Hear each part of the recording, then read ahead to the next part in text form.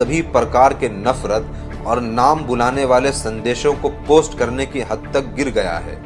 मुख्यमंत्री गरीब गांव को वैकल्पिक आजीविका प्रदान करने में विफल हैं। वह युवाओं को नौकरी का अवसर प्रदान करने में विफल रहता है।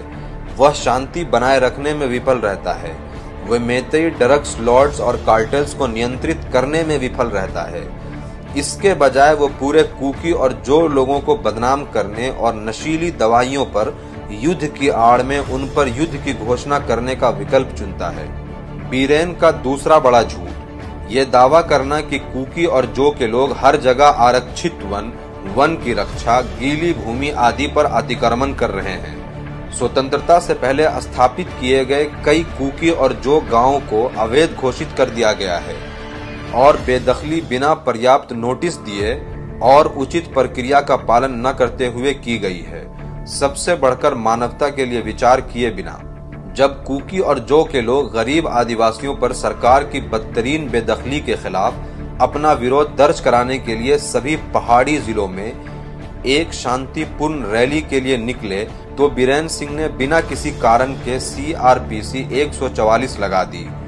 कुकी और जो राजनीतिक को दोष देकर सार्वजनिक रूप से अपने गंदे कपड़े धो दिए, जिन संगठनों का जनता के विरोध से कोई लेना देना नहीं था। कुकी और जो के लोगों पर अपने अपमानजनक रवैये का पीछा करते हुए बीरेन सिंह अत्यधिक शहरीकृत चूरा चांदपुर शहर के मध्य में गीली भूमि पर संरक्षित जंगलों के लिए एक सर्वेक्षण करने के लिए मजबूर हो गए, जो राज्य का दूसरा सबसे बड़ा शहर और कुकी और जो लोगों के लिए सबसे बड़ा शहर है। उनके उकसावे ने मानवीय सहनशीलता की सीमा को पार कर दिया था। उसने चूरा चांदपुर के कुकी जोड़ के युवाओं के रोष को भड़का दिया था। उन्होंने बाद में कस्बे में अपने कार्यक्रम स्थल पर तोड़फोड़ की। बीरेन का तीसरा बड़ा झूठ काल्पनिक जनसंख्या विस्फोट सिद्धांत के आधार पर पूरे कुकी और जो लोगों को हाल के प्रवासियों और शरणार्थियों के रूप में ब्रांडिंग करना। कुकी और जो लोग आदिवासी हैं, हाल तक उन्हें नहीं पता था कि लिखित रिकॉर्ड कैसे बनाए जाते हैं। लिखित रिकॉर्ड की कमी के कारण मणिपुर में कुकी और जो लोग अपनी वर्तमान मातृभूमि में कब पहुंचे थे, उसकी सही तारीख का पता लगाना असंभव है। हालांकि यह अच्छी तरह से प्रलेखित है कि कुकी और जो लोग बड़ी संख्या में नागाओं के साथ साथ वर्तमान मणिपुर की पहाड़ियों में अंग्रेजों के आने से बहुत पहले और वर्तमान मणिपुर के जन्म से बहुत पहले बस गए थे। मेतई प्रचार नेता हर संभव मीडिया के माध्यम से आम जनता के बीच ये दावा करके झूठ फैला रहे हैं कि कुकी और जो के अधिकांश लोग स्वतंत्र रूप से मणिपुर में अवैध रूप से आ गए हैं, जिससे जनसांख्यिकी में असंतुलन पैदा हो रहा है। उन्होंने मेती जनता के मन में असुरक्षा की भावना को सफलतापूर्वक भर दिया है। वे जनता को कुकी और जो लोगों से अत्यधिक घृणा करने के लिए उकसाते हैं। जो कुकी और जो समूह द्वारा नए गांव की मान्यता के लिए आवेदनों की संख्या में वृद्धि को म्यांमार से प्रवासियों के अवैध प्रवाह के निर्विवाद छत के रूप में उद्धृत करते हैं, जो सच नहीं है। वे इस तथ्य को नजरअंदाज कर देते हैं कि नए गांवों की संख्या में वृद्धि के बावजूद मणिपुर में कुकी और जो लोगों की कुल जनसंख्या असमान रूप से नहीं बढ़ रही है। वे इस तथ्य को समझने में विफल रहते हैं या आसानी से अनदेखा कर देते हैं कि नए गांव के लिए आवेदनों में वृद्धि निम्नलिखित 3 कारणों से होती है।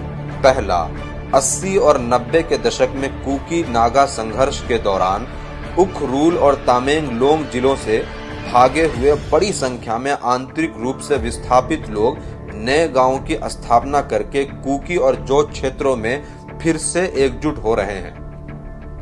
दूसरा, कुकी और जो लोग पारंपरिक रूप से छोटे गांव में रहते हैं। जब भी कोई मौजूदा गांव एक निश्चित सीमा तक पहुंचता है तो उसे वन संसाधनों के समान वितरण को सक्षम करने के लिए गांव के अधिकार क्षेत्र के भीतर कई गांव में विभाजित किया जाता है, क्योंकि वे शिकार और खेती को स्थानांतरित करते थे। तीसरा, इस विखंडन के प्रवृत्ति को NREGS के कार्यान्वयन के बाद बढ़ावा मिला, क्योंकि कुकी और जो क्षेत्रों में ग्राम प्रधानों को इस ग्राम कल्याण योजना से बड़ा हिस्सा मिल रहा है। इसीलिए यह निष्कर्ष निकालना गलत है कि नए गांव के लिए आवेदनों की संख्या में वृद्धि म्यांमार से कुकी और जो प्रवासियों के अवैध प्रवाह के कारण है। इसके विपरीत म्यांमार में रहने वाले कुकी और जो लोग मणिपुर में प्रवास करने की कभी इच्छा नहीं रखते, क्योंकि वे मणिपुर में रहने वाले अपने भाइयों की तुलना में अधिक समृद्ध और अधिक सम्मानित हैं। फिर भी मेती प्रचार नेता कुकी और जो आबादी में अनुपातहीन वृद्धि पर काल्पनिक डेटा का हवाला देकर इस झूठ को फैलाते रहते हैं, जबकि जनगणना द्वारा दिए गए आंकड़े इसके बिल्कुल विपरीत बोलते हैं। अपने लिए सत्य का पता न लगा सकने वाली आम जनता सुविधापूर्वक अपने नेताओं की बातों पर बार बार विश्वास कर लेती है। इस प्रकार स्वदेशी कुकी और जो लोगों को उनकी अपनी भूमि में शरणार्थियों और प्रवासियों के रूप में सफलतापूर्वक चिन्हित किया गया है। मेती के बुद्धिमान विधायक को जनता के सामने आत्मविश्वास से झूठ बोलते देखना बहुत आश्चर्यजनक है। Saying he took an oath to protect the integrity of Manipur, whereas the oath he took at the assembly wall was to protect the integrity of India. वह ठीक ही कहते हैं कि हमें खेल के स्तर की आवश्यकता है। हमारे पास पहाड़ी और घाटी के लिए समान संख्या में विधायक होने चाहिए। हमारे पास पहाड़ी और घाटी के लिए समान धन आवंटन होना चाहिए। हमारे पास स्वास्थ्य देखभाल, शिक्षा, व्यवसाय, खेल और सांस्कृतिक विकास के लिए समान बुनियादी ढांचा होना चाहिए। श्री सपन द्वारा उद्धृत कई बड़े झूठों को दूर करने के लिए आइए हम बी ब्राउन द्वारा लिखित और 1873 में प्रकाशित मणिपुर के मूल राज्य और इसके नियम के तहत पहाड़ी क्षेत्र के सांख्यिकी खाते पर एक नजर डालें। इस ऐतिहासिक रिकॉर्ड के अनुसार 1873 में मणिपुर की कुल जनसंख्या 13,09,000 थी, जिसमें से पहाड़ी लोगों की आबादी 65,000 थी, जो 46.78% हो जाती है। पुस्तक में यह भी उल्लेख किया गया है कि कुकी और नागा जनजातियां पहाड़ी क्षेत्रों में समान रूप से हावी हैं। इससे कुकी जनजातियों की जनसंख्या मणिपुर की कुल जनसंख्या का कम से कम 20% होगी। इससे मेती विधायक निशिकांत सपन के उस दावे का खोखलापन साबित होता है कि 1901 में कुकी की आबादी 1% थी।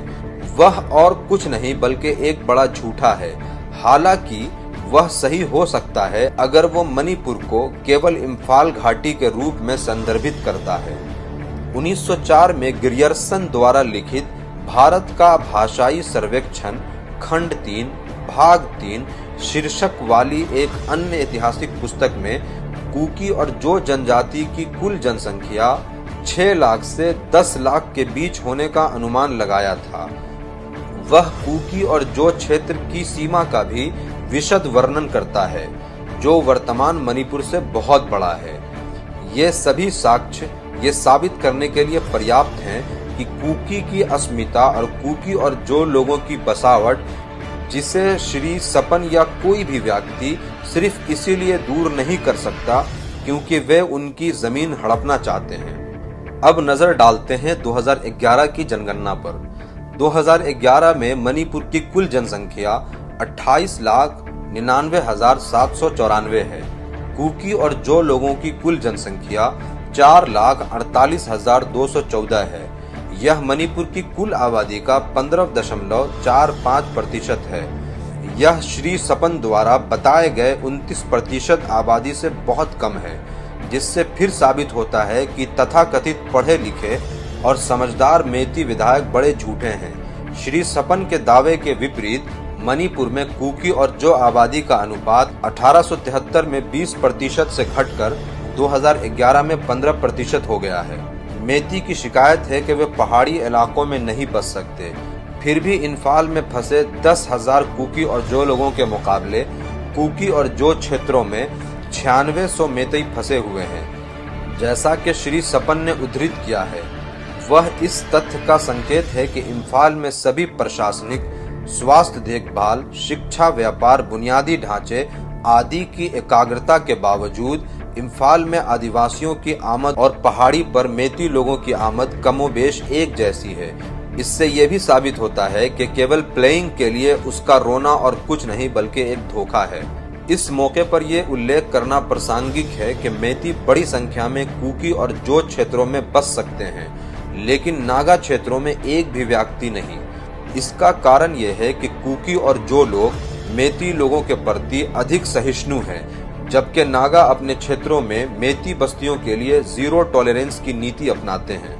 कुकी और जो लोगों की इस दयालुता को कृतज्ञता पूर्वक स्वीकार करने के बजाय मेती, कुकी और जो लोगों की जमीन हड़पने की साजिश कर रहे हैं। अपने दुर्भावनापूर्ण मकसद के लिए मेती लोगों ने कुकी और जो लोगों को बदनाम करने और उनकी जमीन हड़पने के लिए सभी प्रकार की मनगढ़ंत कहानियों का आविष्कार किया है।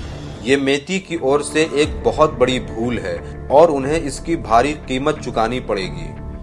मुख्यमंत्री कई मेती नफरत फैलाने वालों की ओर आंखें मूंद लेते हैं, जो न केवल फेसबुक पर भड़काऊ संदेश पोस्ट करते हैं, बल्कि टेलीविजन शोज में खुले तौर पर नफरत फैलाने वाले भाषणों में लिप्त होते हैं और मेती युवाओं को सैन्य लाइन पर लामबंद करते हैं। लेकिन वे किसी भी कुकी और जो युवा को तुरंत गिरफ्तार कर लेते हैं जो उसकी सरकार के खिलाफ कोई भी संदेश पोस्ट करता है।